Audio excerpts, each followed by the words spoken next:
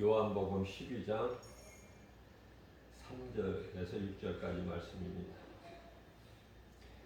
마리아는 지극히 비싼 향유 곧 순전한 나드 한 근을 가져다가 예수의 발에 붓고 자기 머리털로 그 발을 닦으니 향유 냄새가 집에 가득하더라.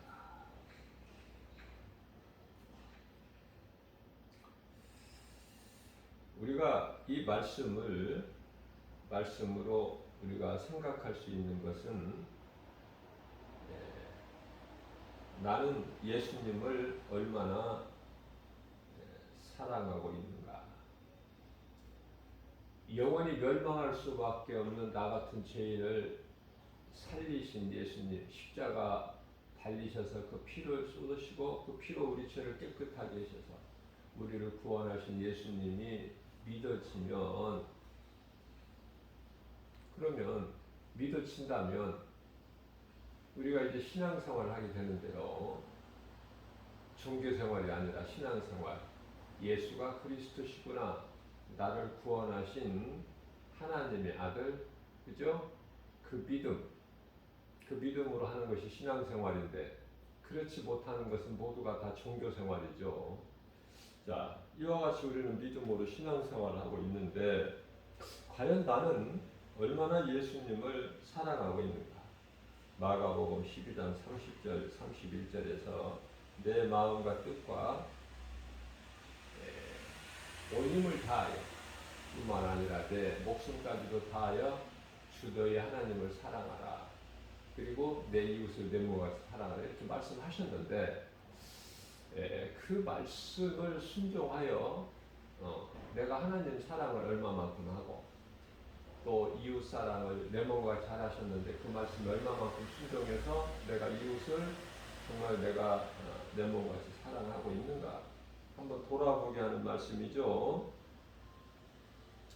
자, 마리아는 자기 모든 소유를 예수님께 드린 거예요. 예수님을 위하여 사용한 거예요. 예수님이 기쁘게 받으셔요. 뭐라고 하시느냐면은 이는 내 장례를 예비한 자다. 그러시죠? 이 천국 복음이 전해지는 곳에서는 오늘 있는 이 일도 함께 전하라. 이렇게 말씀하신 거예요.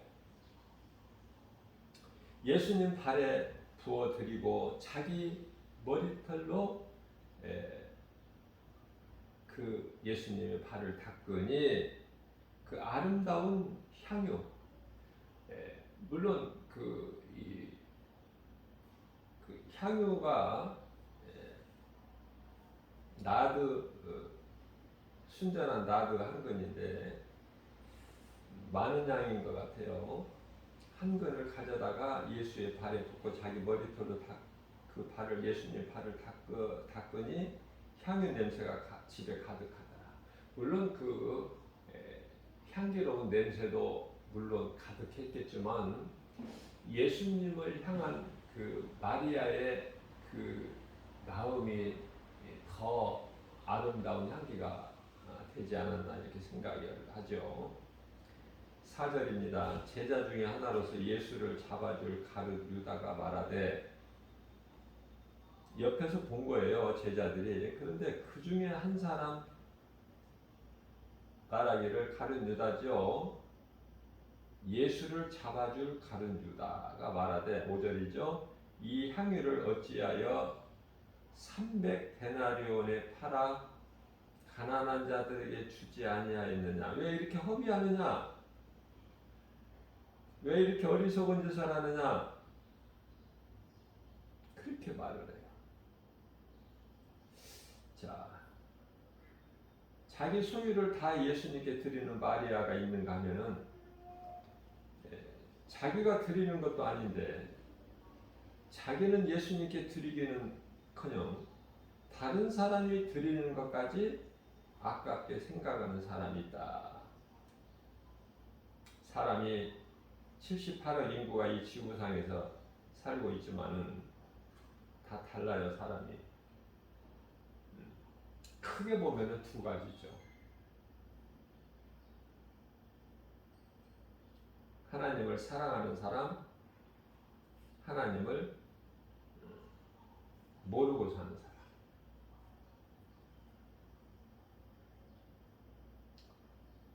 예, 세상은 무엇을 가르치느냐면은 진화론을 가르치죠.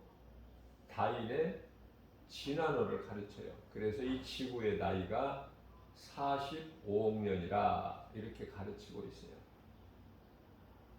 그렇기 때문에 어떻게 보면은 저는 이런 생각을 해봐요. 공부 많이 한 사람이 참 불쌍해요.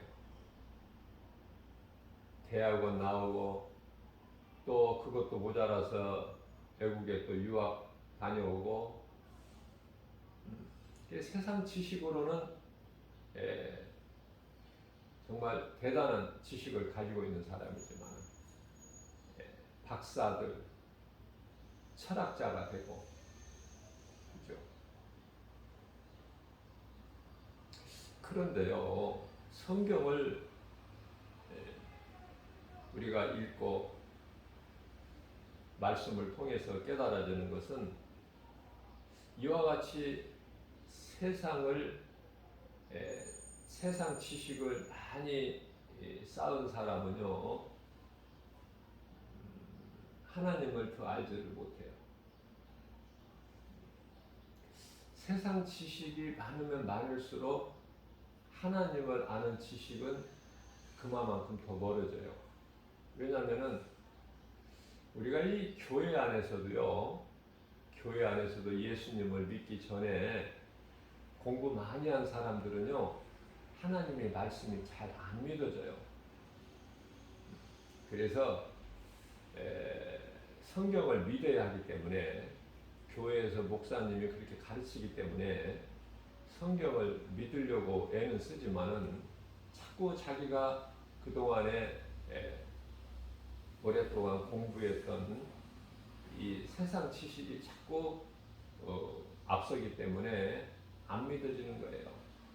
무엇이 안 믿어지느냐? 가장 먼저 태초에 하나님이 천지를 창조하시라 이 말씀이 잘 안 믿어지고요. 하나님이 세상을 창조하셨다는 그 창조론이 안 믿어지는 거예요. 자꾸 다윈의 진화론 이쪽에 더 가깝기 때문에 그쪽은 공부를 많이 해서 쉬운데 이 성경은 어렵다는 거 아닙니까? 세상 공부를 많이 했는데 왜 그렇습니까? 하나님의 말씀은 성경은 하나님의 감동으로 기록되어 있기 때문에 세상 지식으로 알아지는 것이 아니에요. 그래서 요한복음 14장 17절 말씀을 보면은 세상은 성령을 알지도 못하고 알지 못하니까 받지도 못하죠. 또 보지도 못한다고 말씀하셔요. 그러나 너희는 아나니 우리가 예수님을 알고 성령이 계신 것을 안다면은 얼마나 이게 복 있는 사람입니까? 이게 돈 주고 살 수 있는 것입니까? 이게 예수님은 우리 마음 중심을 보시죠. 그래서 그 물질적인 향유의 그 아름다운 향기보다 예수님께 드리는 그 마음 중심을 예수님은 기뻐하신 거예요. 마리아의 그 마음 중심. 6절입니다. 이렇게 말하면 가난한 자들 생각함이 아니요 그는 도둑이라. 성경의 도둑이라는 그 마귀를 비유해서 도둑이라고 말씀하시는 거예요. 도둑이라. 돈깨를 맞는다는 것은 총무 같아요. 총무. 쉽게 우리가 이해하기 위해서 총무. 모든 이 조직이나 단체에 총무가 있지 않습니까? 모든 것을 다 총괄하는 총무죠. 그 대표자들은 밑에 직분은 그 아래지만은 대표자 아래지만 대표자는 아니지만 모든 일을 맡아보는. 그래서 어느 기관이나 어느 조직에 가면은 거기 그 안에서는 총무가 제일 영향력이 있지 않습니까?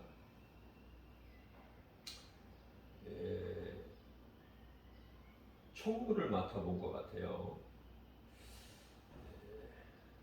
그래서 그것을 팔아서 300데나리온에 팔아서 가난한 자에게 나누어준다고 하면서 자기 주머니를 채우려는 그러한 그 탐심이 있는데, 골로새서 3장 5절 말씀을 보게 되면은 탐심은 우상 숭배라고 하지 않습니까? 하나님께서. 그래서 탐심은 우리가 신앙생활하는데 큰 걸림돌이 돼요. 무슨 말씀이냐면은 교회가 돈을 사랑하고 목회하는 목사들이 돈을 사랑하고 성도들도 하나님 사랑보다 입으로는 주님 사랑합니다 하고 실질적으로는 내 마음은 어때요? 세상 것이 더 좋고 세상 것을 많이 가지고 싶고 세상적으로 좀 누리고 싶고 또 세상 것으로 자랑하고 싶고, 이게 사람 마음 아닙니까? 이게 죄의 쓴뿌리거든요. 죄의 쓴뿌리. 부끄럽게 생각을 할 줄 알아야 되는데요. 정말 내가 하나님을 세상보다 더 사랑한다면은 성령 충만함을 받기 전에는 불가능해요. 다시 말씀드리면 다윗이나 사도 바울이나 사도 요한이나 베드로나 이러한 정말 성령 충만함을 받은 자 아니면은 하나님보다 세상보다 하나님을 더 사랑하기가 어렵죠. 실질적으로 우리 생활 속에서 많이 갈등하잖아요. 저는 전에도 한번 내가 증거한 적이 있지만은 이 마귀가 얼마나 시험하는지 몰라요. 때때로. 그래서 자꾸 죄를 짓게 만들어요. 마트에 가서 물건을 사면은 꼭 몇만 원짜리가 계산되지 않고 결제가 되는 경우가 있어요. 내 마음을 자꾸 흔들어요. 내 마음을 약하게 해요. 몇만 원, 3만 원, 4만 원, 그것이 결제가 안 됐다는 게 찍히지를 않고 그냥 나오는 거예요. 그 계산하는 이 사람이 계산대에서 그 직원이 그걸 빠뜨린 거 아닙니까? 물론 실수할 수 있겠죠. 그런데 저는 그 사람의 실수가 아니라 이 마귀가 그렇게 하는 것으로 저는 생각이 되기 때문에, 그래서 제가 그걸 빨리 발견을 하게 되면은 그 자리에서 하지만은 보통 이제 그냥 가지고 오죠. 담아 가지고 오는데 와서 보면은 그 계산이 안 돼 있는 채로 결제가 돼 가지고 그냥 거저 온 거예요. 그러면 내가 예수님을 믿기 전에는 세상적으로 살았을 때는 좋아하겠죠. 아, 몇만 원 벌었다. 그런데 마음이 편합니까? 값을 내고 먹어야죠. 정해진 값을 내고. 그걸 거저 먹으면 안 되잖아요. 그래서 갖다 주게 됩니다. 예수님은 마음 중심을 보십니다. 예수님께서 아브라함에 대한 독자 아들 이삭을 모리아 산에 가서 번제물로 드리려 할 때 그 아브라함의 마음을 우리가 한번 생각해 봐야 돼요. 얼마나 갈등이 많았고 힘들었겠습니까?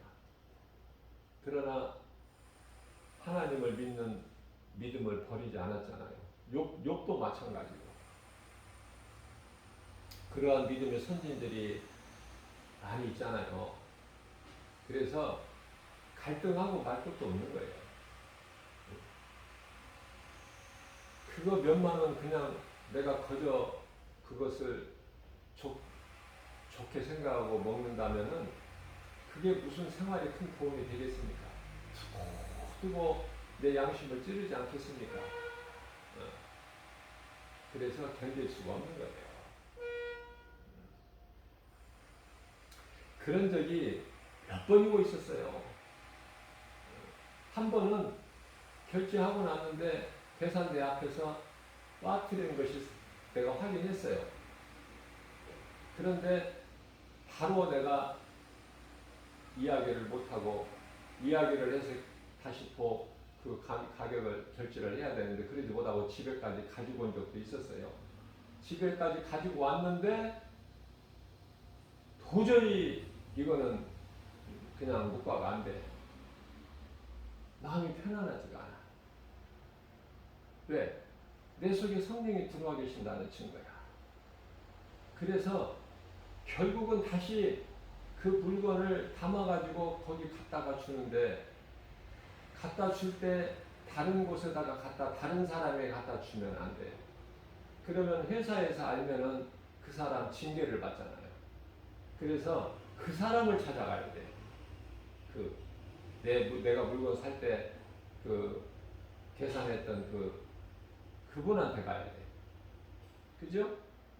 아, 이거 계산이 빠뜨렸네요. 그러면은 그냥 바로 처리가 되는데 다른 사람을 갖다 주게 되고 또 위에서 알게 되게 되는 또 문책을 받잖아요.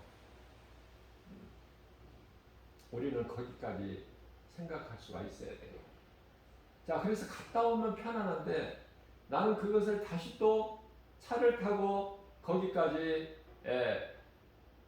30분이든 1시간이든 또 가서 계산을 하고 온다는 거 나는 물질적으로 마음적으로 얼마나 손실이 납니까? 그러나 우리는 거짓을 허용을 하면 안 돼요.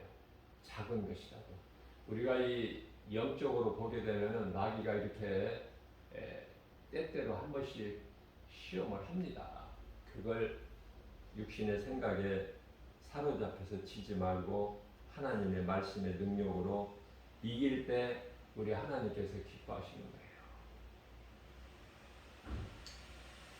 요한복음 13장 2절입니다. 마귀가 벌써 시몬의 아들 가룟 유다의 마음에 예수를 팔려는 생각을 넣었다.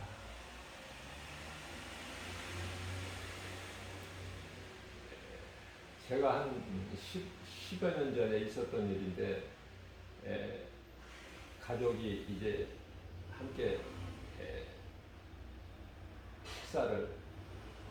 식당에 가서 외식을 해서 맛있는 오리고기를 이제 먹었는데 다 먹어갈 때쯤 되니까 계산서를 갖다 주는데요.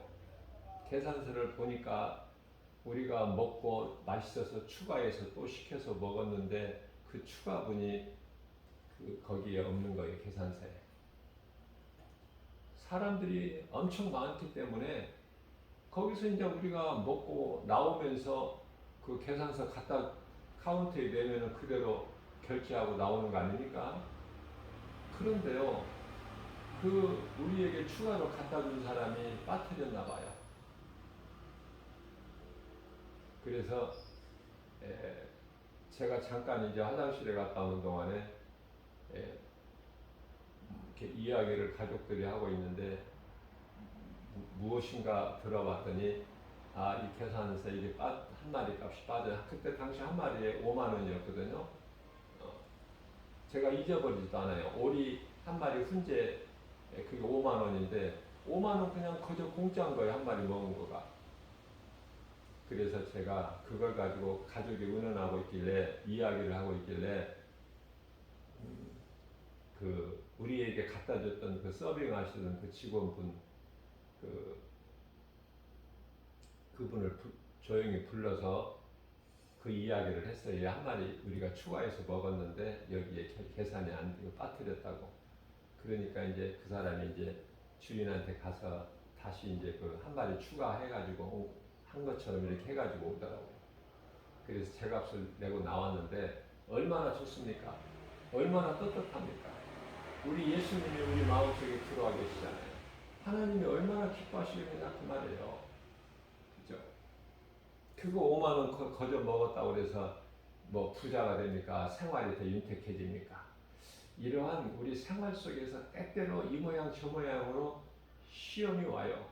그거를 예수 이름으로 물리쳐야 된다. 그게 믿음이지. 그게 살아있는 믿음 아닙니까? 예수를 사랑한다, 믿는다 하면서 그것을 육신의 생각이 져서 그 죄를 허용한다면은 예수님을 믿는 그 믿음이 5만 원짜리도 못 되는 거 아닙니까? 응? 그런 예수를 믿습니까 우리가? 물리쳐야 돼요. 마귀는 아주 이놈이 아주 수단과 방법을 가리지 않고 묘하게 접근해서 미혹할 때가 가끔 있습니다. 그때 물리쳐버려야 돼요. 요한복음 13장 26절 말씀을 보면 예수께서 대답하시되 내가 떡 한 조각을 적시하다 주는 자가 나를 팔자다. 그렇게 말씀하시고 떡 한 조각을 가룟 유다에게 주시지 않습니까? 27절입니다. 조각을 받은 가룟 유다가 곧 사탄이 그 속에 들어간지라. 예수께서 유다에게 이르시되 네가 하는 일을 어서 속히 하라. 그렇게 말씀하시죠. 우리 예수님은 인간으로 오셨지만은 하나님이시고 전능하신 분이시잖아요. 모든 걸 아시는 거예요. 그래서 네가 하는 일을 빨리 하라, 속히 하라. 예수님은 이제 십자가에 달리실 걸 다 이제 준비를 하신 거 아닙니까? 이게 마지막 만찬 자리죠, 이 자리가. 요한복음 6장 70절 말씀에 예수께서 대답하시되 내가 너희 12를 택하지 아니하였느냐? 12제자를 세우셨죠? 내가 너희 12를 택하지 아니하였느냐? 그러나 너희 중에 한 사람은 마귀니라. 너희 중에 한 사람은 마귀. 그러니까 가룟 유다는 12제자 중에 한 사람이 아니라 마귀의 종이에요. 마귀의 종. 오늘날에 이 요한계시록 13장에 나오는 바다에서 두 짐승, 그게 두 짐승에 대해서 알아야 되는데요. 가르쳐주는 사람이 없으면 어떻게 합니까? 두 짐승이 적그리스도, 거짓 선지자, 다시 말하면은 바티칸 그 교황 또 WCC 그 종교 다원주의 그걸 총칭해서 그렇게 해요. 짐승이 마귀가 아니에요. 사탄이 아니다.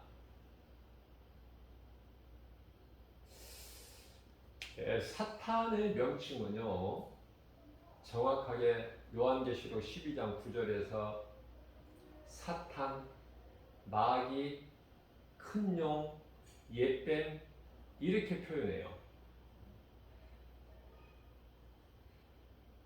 짐승은 그 마귀의 사탄의 자녀들이에요. 자녀들. 그러면 사탄을 따르는 그 이 종은 누굴까? 종. 사탄을 따르는 종.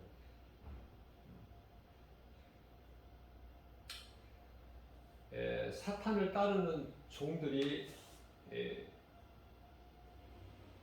그 마귀의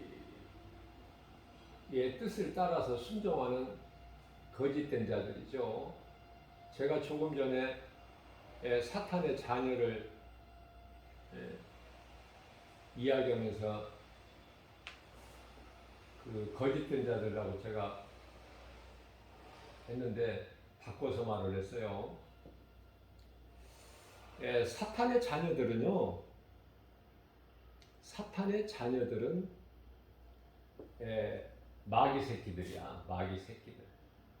사탄의 자녀들은 마귀 새끼들.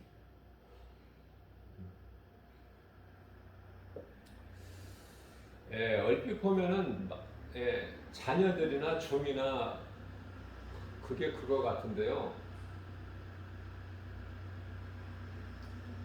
마귀 새끼들이 누굽니까? 마귀 새끼들.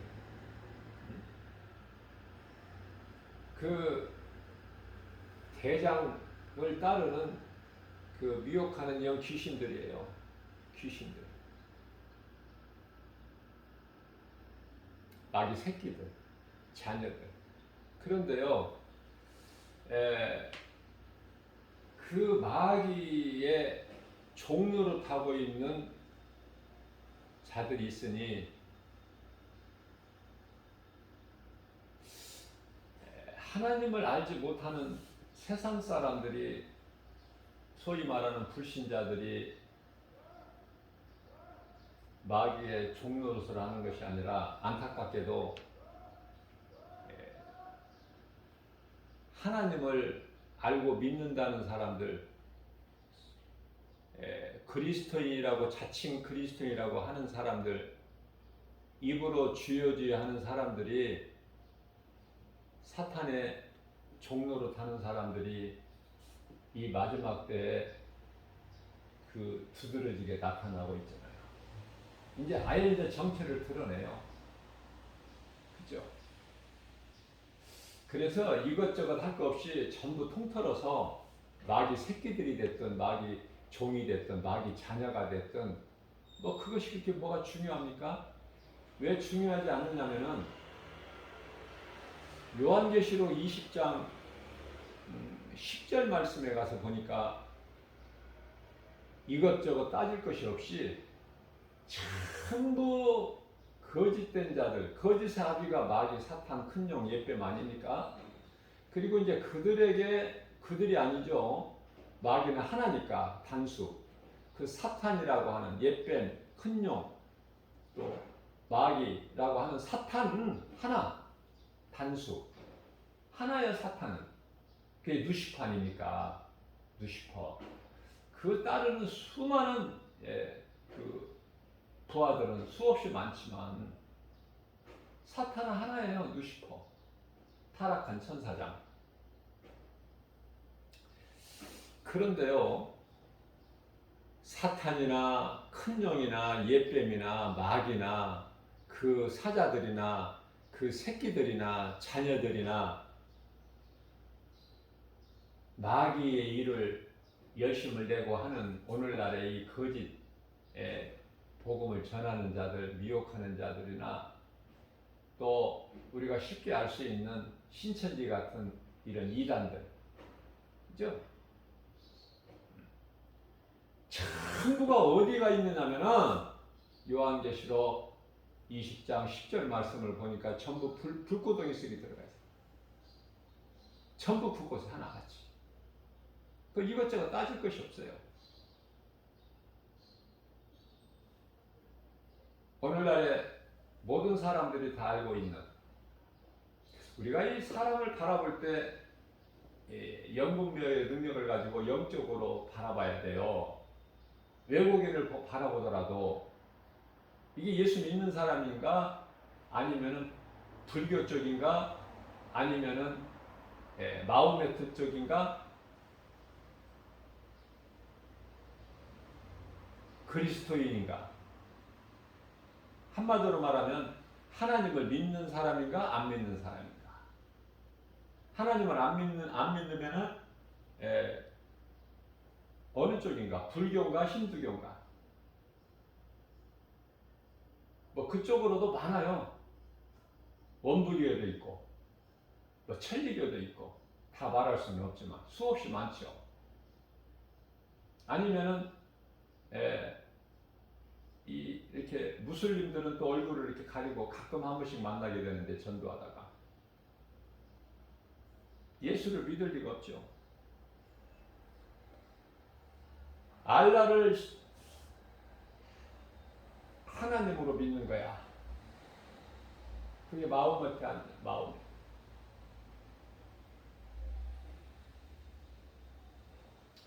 그게 이제 이스마엘 후예 아닙니까? 이스마엘 후예. 오늘날의 중동 국가들. 그들이 왜 생겼어요? 중동 국가가 왜 생겼느냐고 말이에요. 부자 나라잖아요. 부자잖아요. 뭐 어려움이 있습니까? 경제적으로?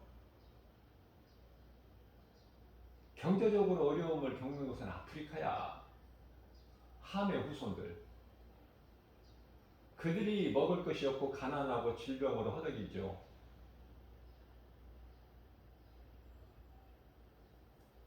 중동 국가는 부여해요. 하나님께서 이스마엘에게도 복을 주셨기 때문에 그렇잖아요.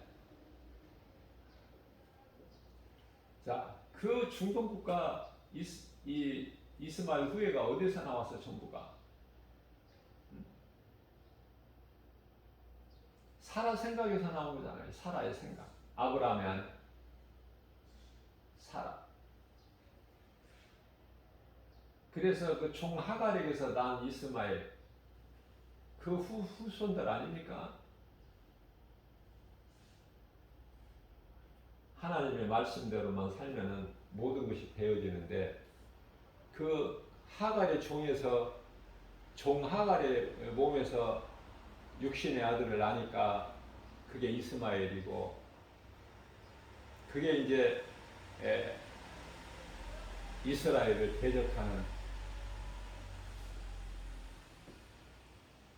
그 많은 중동 국가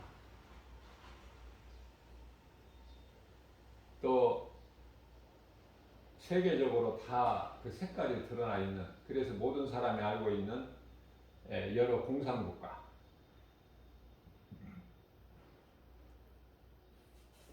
이것저것 따질 것이 없다니까요. 요한계시록 20장 10절에 다 보면은 거기에 다 들어가 있어. 그리고 오늘날에 미혹하는 거짓 진리가 아닌 다른 복음을 가지고 사람을 미혹하는 다 그곳에 들어가 있다.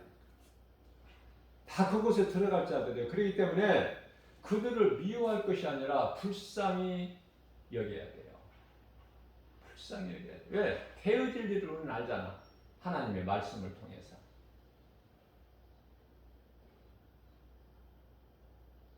예수님께서 성전을 들어가실 때 성전세를 내라고 그래요. 예수님은 마태복음 12장 8절에 안식일이 주인이신데 무슨 성전세예요, 예수님이? 예수님한테 성전세를 받아?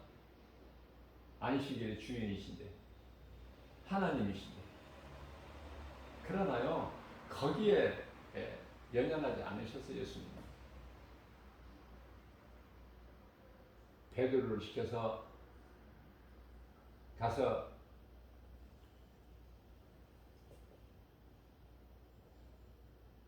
낚시를 던져서 처음에 올라오는 물고기 입에 한 세개를 물고 나올 것이니 그것으로 우리 성전세를 내라. 베드로와 예수님. 유대인 성인 남자 한 사람 성전세가 반세겔이거든요. 그러니까 한 세겔을 딱 물고 나오게 하신 거야 예수님께서. 그런 말씀을 읽을 때 어떻습니까? 놀랍잖아요. 그 하나님 앞에 우리가 할 말이 뭐가 있어? 그저 낮아지고 겸손할 수밖에 없잖아요. 세례 요한처럼 나는 예수님의 신발 감당하지 못할 지극히 작은 자. 예수님의 신발을 어떻게 우리가 감당을 해? 나 같은 죄인이. 우리가 그렇지 않습니까?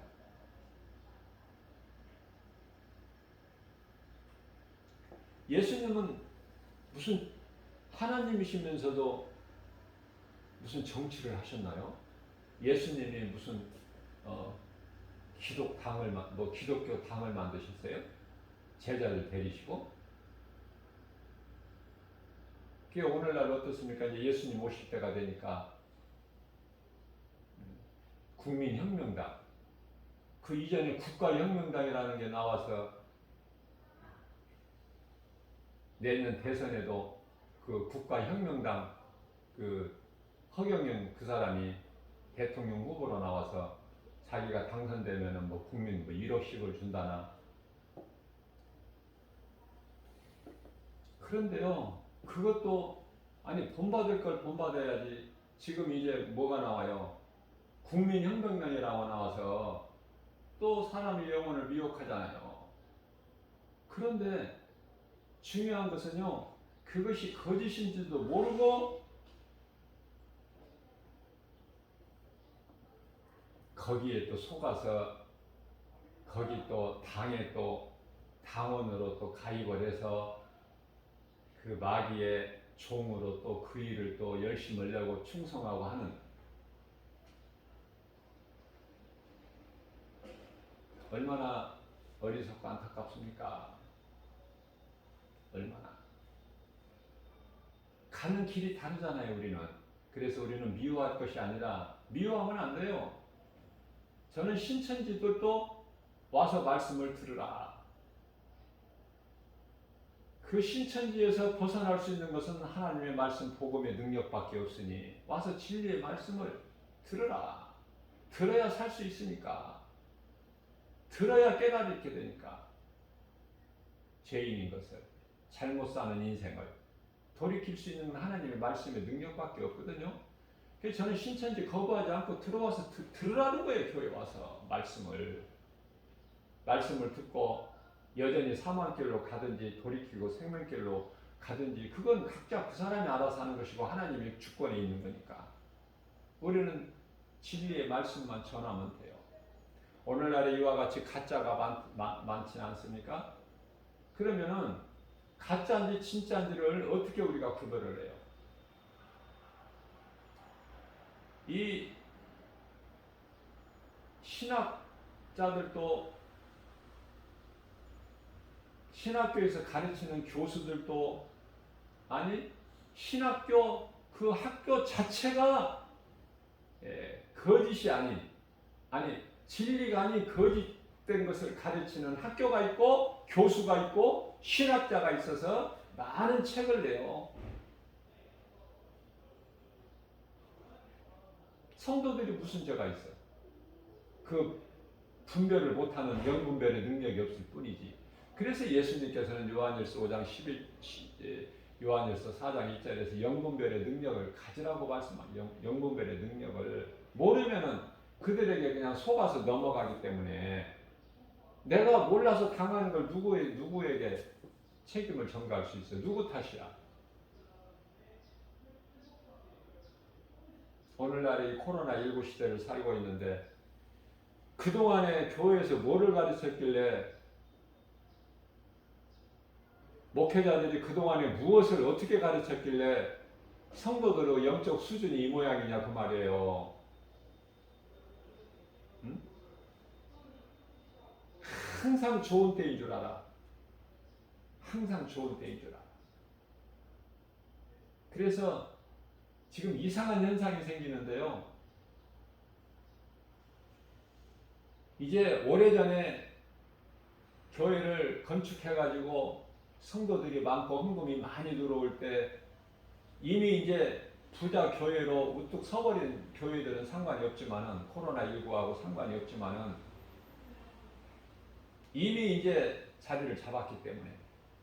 그런데요, 계속 이렇게 좋아질 줄 알고 코로나 있기 직전에 은행에서 많이 대출을 받고 너무 과하게 과분하게 교회를 대형 교회는 내지 또 중형 교회로 이렇게 건축한 교회들이 있지 않습니까? 계속 이렇게 지금같이 헌금이 많이 들어오고 11조가 많이 들어오고 건축 헌금이 많이 들어올 줄 알고 누가 건축원금을 얼마 내겠다는 작정 헌금 있잖아요. 교회에서 써서 내라고 그러잖아요. 지금 당장은 안 내도 한 달에 얼마씩 낸다든지, 또 11조, 또 그동안에 그 많은 헌금들이 들어온 것처럼 사람의 생각으로 계산하고 은행에서 대출이 잘 될 때니까, 코로나 이전에는. 그래서 너무 무리해서 건축을 했다가 그런 중형교회나 일부 대형교회들이 이제는 어때요? 코로나19를 맞이하게 되니까 감당을 못 하잖아요. 재정적으로. 그래서 세상에 기업으로 말하면은 파산 선고 아닙니까? 파산. 유지가 안 되는 거야. 은행 대출 이자 감당이 안 되는 거야. 그럼 은행이 어떤 곳입니까? 은행이 봐주는 곳입니까? 형편과 처지 이해하고 봐줍니까? 그런 거 없어요, 은행은. 그래서 좀 부끄럽고 수치스러운 현상이지만은 많은 교회들이 지금 경매 매물로 지금 나와 있다는 거 아닙니까? 그동안에 잘못되어 왔다는 것이 여실히 드러나고 있잖아요.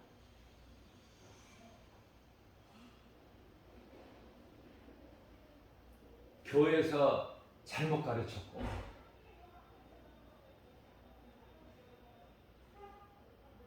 교회가 빛과 소금의 사명을 감당 못했을 뿐만 아니라 다른 쪽으로 예수님이 기뻐하시는 뜻이 아니라 복음 전하는 것이 아니라 세상에 가서 복음 전하는 것이 아니라 그저 교회 건물을 크게 세우고 배를 채우고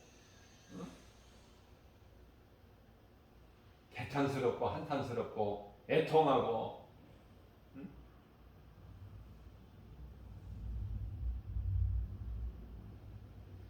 하나님이 모르시는 하나님 같으면 숨길 수도 있으나 하나님은 모든 걸 아시는데 어떻게 감당하려고 그거를. 어떻게 그런 일을 해요?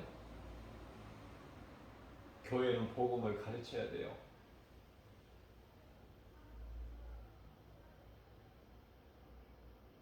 목회하는 목사들, 아니 목회 안 한다 하더라도 목사는 성도들의 영혼을 사랑해야죠.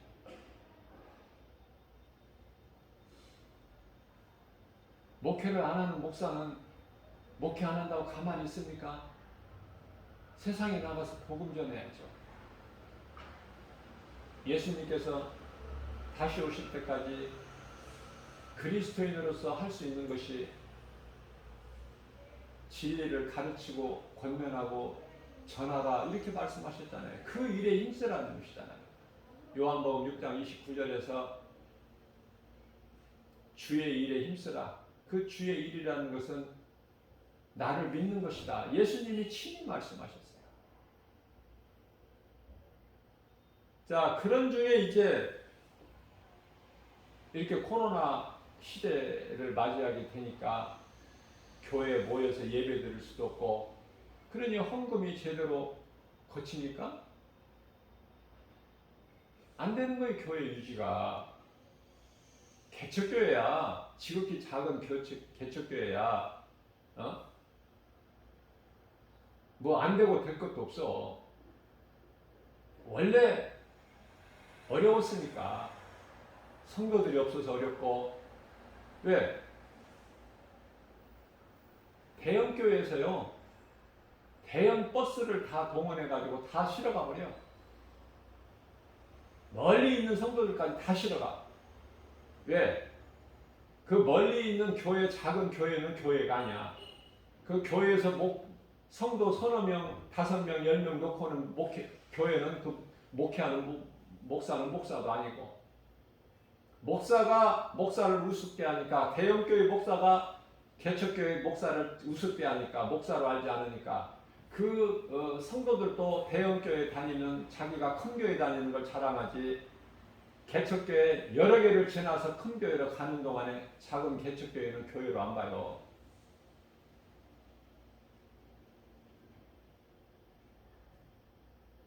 돈을 왜 그런 데다가 쓰느냐 그 말이에요. 그 헌금 중에는 과부의 두렵돈도 있는데 그 돈을 복음 전하는 데 써야지 우리 예수님이 기뻐하시죠. 빛과 소금의 사명을 감당하는 일에 써야지. 대형 버스들을 20대, 30대, 10대 막 구입해가지고 두루두루 돌아서 다 싣고 가버려. 왜? 버스로 싣고 가고 데려다 주지 않으면 그 성도들을 잃어버리니까. 그 성도들을 잃어버리니까 내 교회로 안 데려오면 잃어버리니까 그 성도들 동네 집 가까운데 교회가 있잖아요. 얼마나 교회가 많아요. 썩어도 보통 썩은 것이 아니라 악취가 나요. 악취. 나사렛 죽은 지 나흘 돼서 악취가 나나요. 그 악취하고 달라. 영원히 죽은 악취,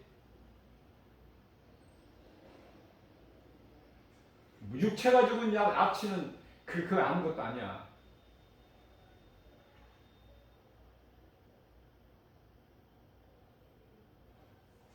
순전한 나도 한근 거기에서 나는 아름다운 향기 그건 아무것도 아니라니까. 그것을 예수님께 아낌없이 드리는 예수님 발에 부어드리고 자기 머릿결로 닦아드리는 그 마음 그게 얼마나 아름다운 향기입니까? 예수님은 물질을 받으십니까? 그 마리아의 마음을 이미 받으신 거예요. 그래 전하라는 거예요. 복음 전하는 곳에 오늘 있는 이 일, 이 여인의 믿음, 오늘을 사는 저와 여러분들에게 본받아야 될 거 아닙니까? 우리는 좀 크게 바라봐야 돼요. 독수리같이 높게 날아야 좀 크게 넓게 보죠. 강아지나 두더지같이 그냥 땅에서 이렇게 땅의 것만 보면은 뭐를 볼 수 있어요? 오늘날에 가짜가 너무 많다. 이제 예수님이 오실 때가 되니까 불쌍히 여기는 마음으로 바라보지만은 한편으로는 기뻐요. 왜? 예수님이 오실 때가 이제 더 가까워졌구나. 그래서 더 깨어있게 되고 더 영혼을 사랑하는 마음으로 복음 전하게 되고 오늘날에 이와 같이 가짜가 무수히 많지만 이런저런 각종 여러 분야에서 가짜가 너무 많지만 그 무엇이 진리고 무엇이 거짓이고 무엇이 진짜요 무엇이 가짜인지를 우리가 분별을 못하잖아요. 그러면 분별할 수 있는 걸 제가 한 가지만 가르쳐 드릴게요. 우리가 분별할 수 있는 것은 진짜는요. 진짜 교회 진짜 목사는 진짜 성도는 입으로 주여 주여 하는 자들 말고 진짜 그리스도인이라면 말씀에 갈급해야 돼요. 말씀이 좋은 거야. 하나님 말씀. 하나님 말씀이 하나님이시기 때문에 하나님을 내가 어디 가서 힘들어서 수고해서 열심을 내서 만나는 것이 아니라 말씀이 하나님이고 말씀이 우리 가운데 오셨잖아요. 요한복음 1장 1절에 말씀이 하나님이다. 그 말씀이 믿어질 때 그 말씀이 얼마나 좋고 말씀이 귀하고 거룩하고 우리가 그 말씀을 사랑하게 되고 그 말씀을 들어도 갈급하잖아요. 그래서 말씀은 하나님 말씀이 갈급하는 자가 진짜다. 그 누구라도 목사든 장로든 권사든 집사든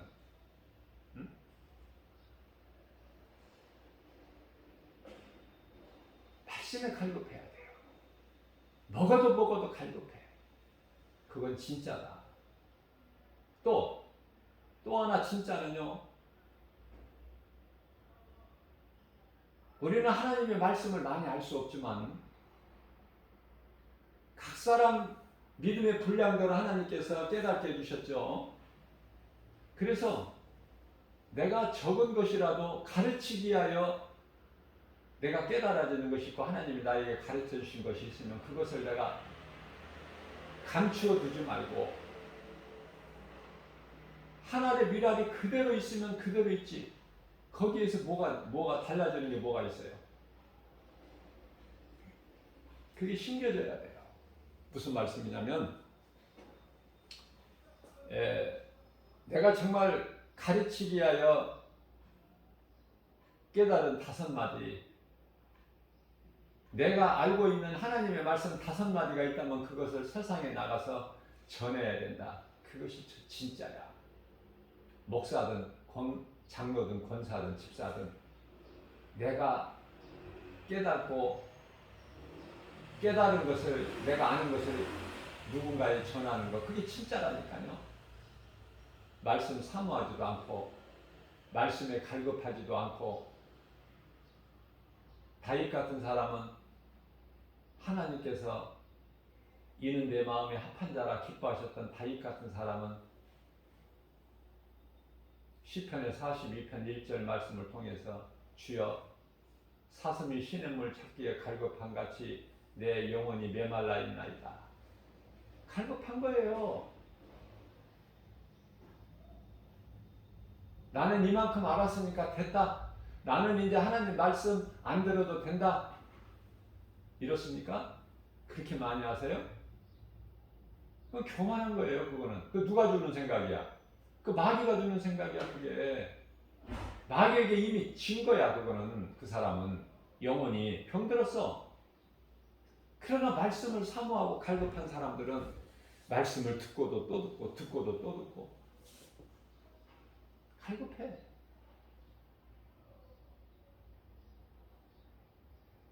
문학적 시적으로 우리 다윗 믿음의 선지는 얼마나 아름다운 시적 표현으로 사슴이 시냇물 찾기에 갈급한 같이 내 영혼이 갈급하나이다.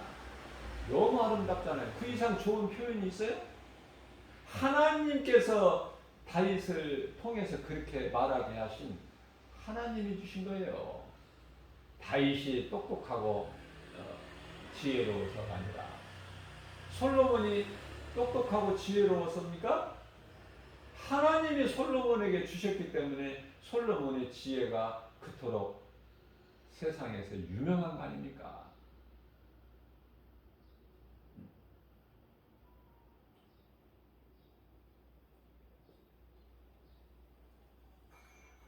그냥 솔로몬은 도구고 다윗도 도구고 다 도구야. 사도 바울도 도구고 모세도 도구고 아브라함도 도구고 다 도구 아닙니까? 하나님이 그 시대별로 세워서 쓰시는 도구. 근데 이스라엘 백성들이 모세를 도구라고 생각하십니까? 모세 위에서 일하시는 하나님, 주관하시는 하나님은 아느냐고 말해요. 그러니까 모세를 신으로 섬기는 거야. 다 모세가 하는 줄 알아. 그러니까 모세의 무덤을 두었다가는 하나님 다 잊어버려. 이제 모세만 하나님으로 섬길 거니까. 그걸 아시는 하나님께서 모세의 무덤을 안 두셨다, 이 땅에. 놀라우신 하나님이시잖아요. 우리 연약함을, 우리가 믿음이 없는 것을, 약한 것을 다 아시는 하나님.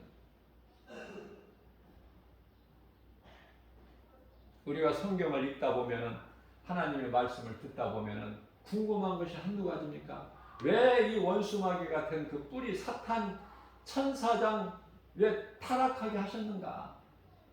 응? 왜 그놈이 또 아담을 또 이렇게 미혹해서 아담이 또 타락하게 하셨는가? 왜 내버려 두셨는가? 막지 아니하시고 전지전능하신 하나님이. 그리고 왜 에덴 동산에 이 사탄 이놈을 또 두게 하셨는가? 지옥 불못에 팍 그냥 바로 즉시 집어 넣으셨으면 그런 일이 없었을 텐데, 아담과 하와를 미혹하지 않았을 텐데. 궁금한 게 한두 가지가 아니잖아요. 수없이 많아요. 궁금한 것이. 말씀을 사모하게 되면은, 말씀에 관심이 없는 사람은 그런 궁금한 것도 없어. 뭘 알아야 질문도 하지. 질문도 뭘 알아야 해요. 아예 아는 것이 없는데 무슨 질문을 해. 말씀에 갈급하고 하나님의 말씀을 알려고 하면은 궁금한 것이 많아. 저는 신앙생활을 하면서 목사가 되기 전에 신앙생활하면서 말씀이 갈급하고 또 갈급하고 채워지지 않아요. 또 그래서 말씀을 읽고 또 읽고 그러나 궁금한 것이 많아. 읽을 때마다. 그래서 누구한테 물어보느냐고. 누구한테. 목사 어렵고 장로가 어렵고 누구한테 물어봐. 물어볼 사람이 없어.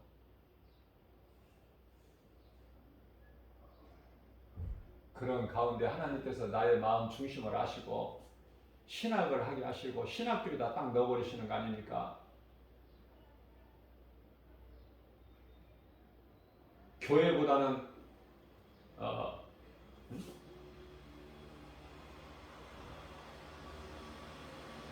10배 낫다고 볼 수 있겠지만은 신학교에서 다 가르치는 거 아니에요. 신학교 교수들도 몰라. 깊이를. 그러나 교회에서 설교 듣는 것보다는 몇 배 나아. 그래서 뭘 대단한 것을 신학교에서 배워가지고 나오는 것이 아니라 신학교에서는 우리가 이렇게 이해를 하면 되겠어요. 고기 잡는 것을 배워가지고 오는 거야. 고기 잡는 법을. 고기는 내가 잡아야 돼. 무슨 말씀이에요? 신학교 졸업했다고 뭐를 많이 아는 것이 아니라 내가 꾸준히 날마다 갈급한 심정으로 하나님 말씀을 붙잡고 공부를 해야 돼. 무수히. 쉬지 않고. 그 시간이 없어요. 이제 요즘에는 마지막 때가 되다 보니까 주일 예배를 드리고 그 다음 주일 예배가 마치 이틀 만에 돌아오는 것 같아. 이틀 만에. 너무 짧아 시간이.